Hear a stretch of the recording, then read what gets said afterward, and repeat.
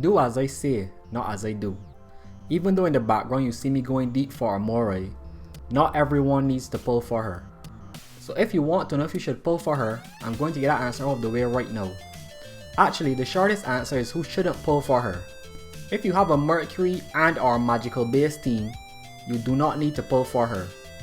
Even though she is a good healer even on a magical team, her specialty lies in boosting physical teams. For everyone else, let's try to break down the many situations you should pull for her.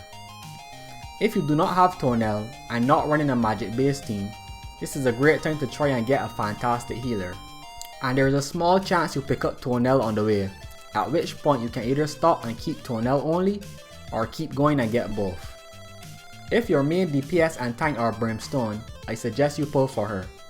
I suggest pulling for her even if you have Tuonel, because since she is an exclusive, we have no idea when another Brimstone healer of this power level will come around again.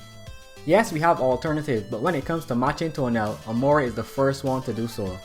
If you run a physical Salt Stone main team and do not have Tuonel, I would suggest working with Cynthia or another healer in the meantime, since you can land Tuonel at any time when pulling for a different character. If you have the soul to spare though, this banner is a great one to pull on because Amorai will still benefit a Salt Stone team, sometimes better than Tuonel, depending on the situation. Lastly, if you like the character, go ahead and pull. Favorite Smiths with meta any day of the week. Before I go, let me just break down her kit for those who it might help.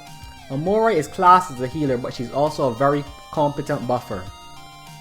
Her skill 1 is a 2 cost that heals 300% of her attack to all allies.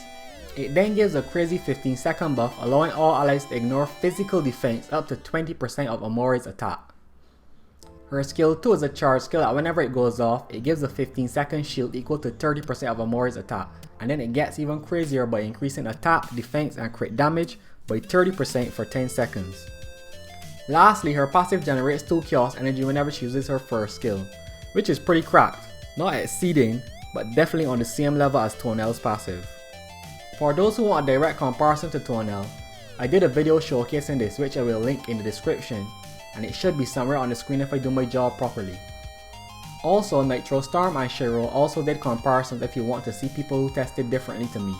And lastly, there's a lot of great info on the subreddit if you prefer to read stuff yourself. Based on testing though, she definitely exceeds Tuonel on Brimstone teams, except for a few niche cases. That's all for now, until next time.